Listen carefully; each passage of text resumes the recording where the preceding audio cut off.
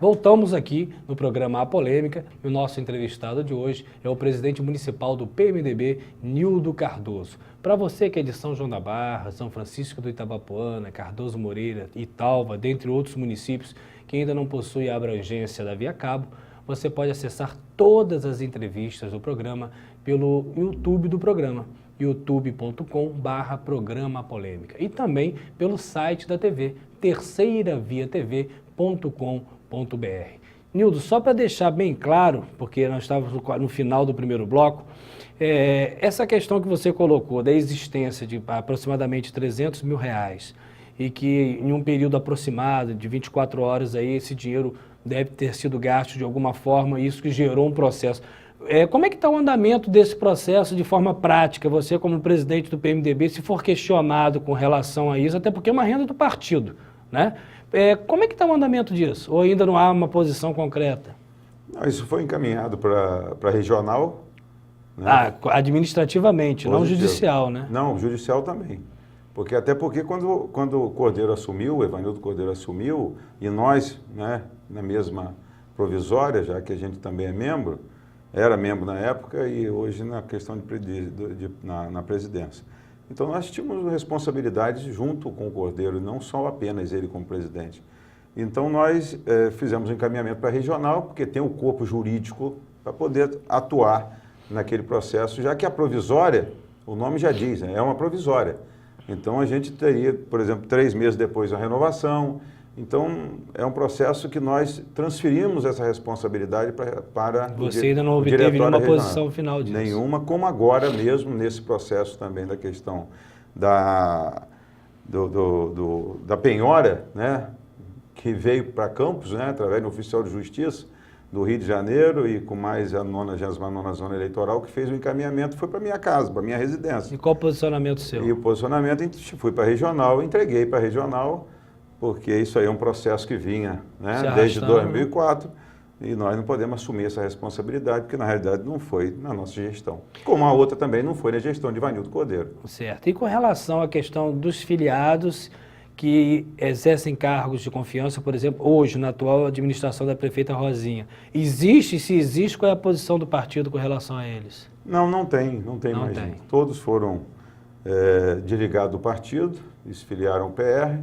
Com certeza ele passa a ter compromisso com o partido. Então a situação hoje está normalizada com relação a essa questão. Está normalizada em relação à questão dessa contribuição, que é uma obrigação em cima daqueles que detêm cargo de confiança na administração. Como o PMDB não faz parte do governo, não tem nenhum cargo, e eu, o único, como eu já falei anteriormente, o único que faz uma contribuição de 3%, como a lei determina, que é o estatuto do partido, é Nildo Cardoso.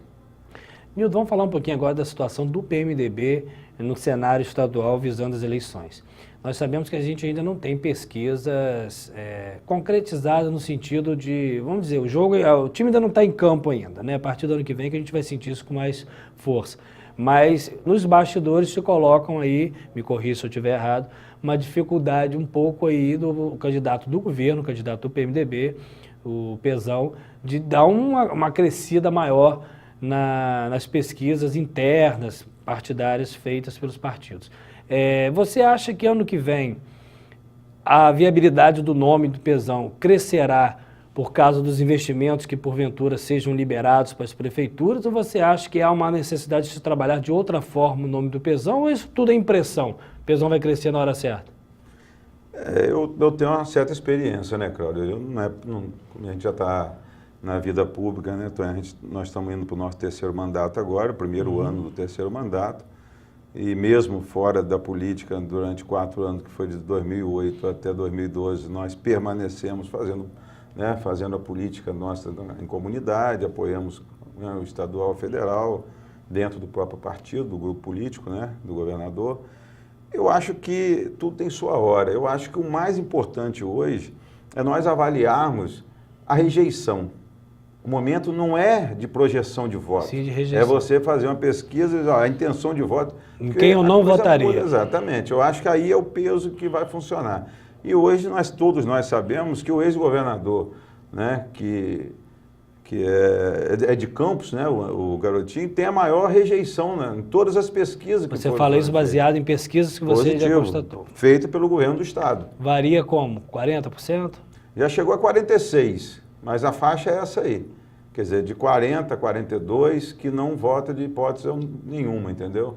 Depois a segunda rejeição, exatamente do candidato Lindbergh. Então, e depois vem uma rejeição bem menor para o Pezão. Então a gente trabalha com essa hipótese desse crescimento dele dentro de um processo eleitoral que ainda não está, apesar de, né, em Campos, a veia política é um negócio impressionante, é uma coisa que é acelerado mesmo. E o nível de pessoas hoje que não tem hoje candidato hoje em Campos é muito baixo, já tem pessoa, mas muda muito, a gente sabe disso. Né? Se nós levarmos em consideração, apesar de ser uma eleição municipal, que a pesquisa faltando aí 30 dias para a eleição, feita pelo governo do município, ou o pessoal da administração, responsável até pela questão partidária, a gente estava em 16º entre os eleitos, entre os votados, né? E com possibilidade de se eleger ou não, porque na projeção dele só fazia não fazia dois vereadores na nossa coligação. E na realidade elegemos 2 e nós fomos mais votados. Então as coisas, né, evoluem muito rápido, muda muito. Você acha que pelo menos nós teríamos o candidato do PMDB no segundo turno? Eu não tenho dúvida disso.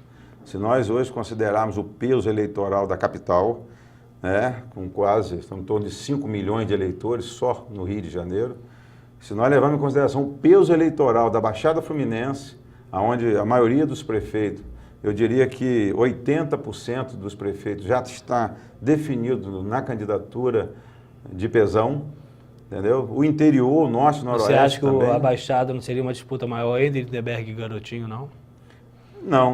Não vejo dessa forma, não. Eu acho que a máquina funciona bem nessa hora. E a máquina que eu me refiro são os prefeitos, são os vereadores, que a gente não pode desmerecer, e também uma quantidade enorme de deputados com mandato que o PMDB tem, tanto deputado a nível de Assembleia Legislativa, como também na Câmara Federal. Se você hoje, a projeção do PMDB hoje é fazer de 20 a 22 deputados, né, só federal. Então, você acha que essa quantidade de deputados acaba arrastando o voto para a majoritária. Então, eu acho que o Pezão vai crescer bastante nesse processo, na hora certa que tem que crescer. Porque quando você cresce muito antes, perde o fôlego, né? Você lá na frente começa a oscilar, entendeu? Isso vai e vem. Mas quando você pega, como aconteceu em São Paulo em relação a Haddad. Haddad começou com 5% na pesquisa lá no PT no início do ano. E foi subindo. E o Russomano estava praticamente eleito. Exatamente. E ele estava com 35% na intenção de voto. Quem seria o melhor candidato para Lindbergh no segundo turno? Caso Garotinho e Lindbergh fossem candidatos, qual seria o melhor candidato para Pezão no segundo turno? Eu acho que seria... A avaliação que você faz. Eu estou falando com toda sinceridade, eu tenho meu ponto de vista e não vou mudar. Eu acho que Garotinho seria o candidato melhor em função dessa parceria nacional que tem PT e o PMDB. Principalmente, né, Dilma e o vice-presidente. Então seria um segundo turno com Pezão apoiado por Lindbergh contra Garotinho, seria isso? Seria, exatamente. Eu tenho essa visão. Sim. Até porque eu nem sei se vai acontecer... Essas candidaturas serão concretizadas. A gente está falando aqui no campo hipotético, né? Exatamente. Eu acho que essa parceria PT e PMDB, no segundo turno, ela iria acontecer, não tenho dúvida nenhuma em relação a isso. Faria uma diferença. Faria diferença. Nildo, eu vou tocar num assunto aqui que mostrar claramente que a gente não tem um programa muito programado em perguntas, mas eu tenho certeza que com sua experiência você vai respondendo da melhor forma. Você está em qual mandato? Terceiro mandato. Terceiro. Você teve um mandato teve um período que você não se candidatou. E eu vou fazer uma pergunta muito clara a você. Você tem alguma mágoa do deputado federal Paulo Feijó?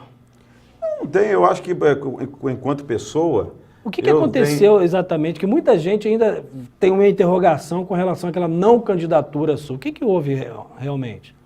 Ali o que aconteceu foi o seguinte, na minha opinião, eu falo isso olhando, né, gostaria de estar olhando nos olhos de cada um que está agora nos assistindo, para que as pessoas pudessem entender. Eu não sei se o tempo seria suficiente para que a gente pudesse relatar uma pergunta que muita gente gostaria de ouvir. Nós, na realidade, quando aconteceu aquele episódio em 2006 e falou mais alto, né, aquela questão do coração, o sentimento de querer ser parceiro e ajudar, porque eu participei do processo eleitoral de 2002, apoiando o deputado na época, e em 2004 eu fui para o PSDB, em 2003, para ser candidato a vereador pelo PSDB, junto com o Sérgio Diniz. E aí acabou elegendo o Otávio Cabral com 2 votos na frente de Sérgio.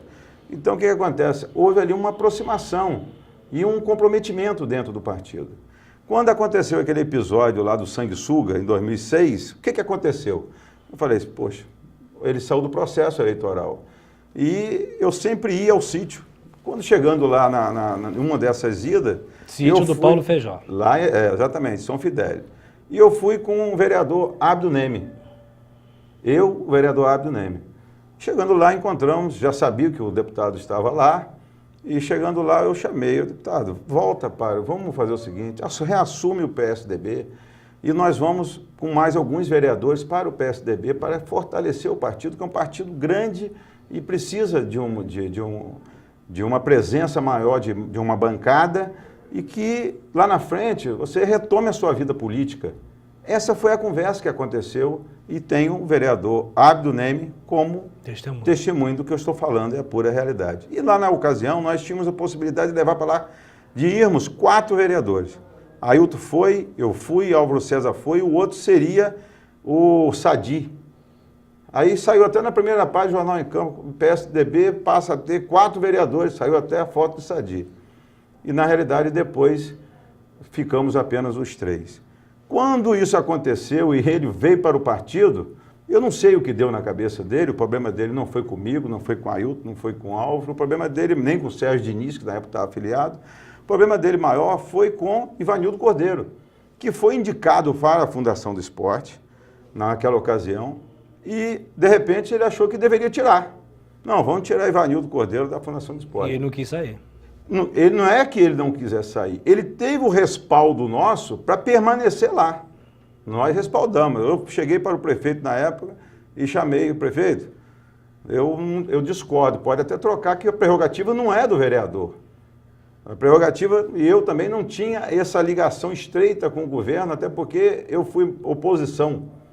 Mas eu achava que Ivanildo Cordeiro estava mais preparado pela ligação que ele tinha com o esporte do que a indicação de outro que seria, na minha opinião, o Robson Collor, que seria indicado para o cargo de Ivanildo Cordeiro.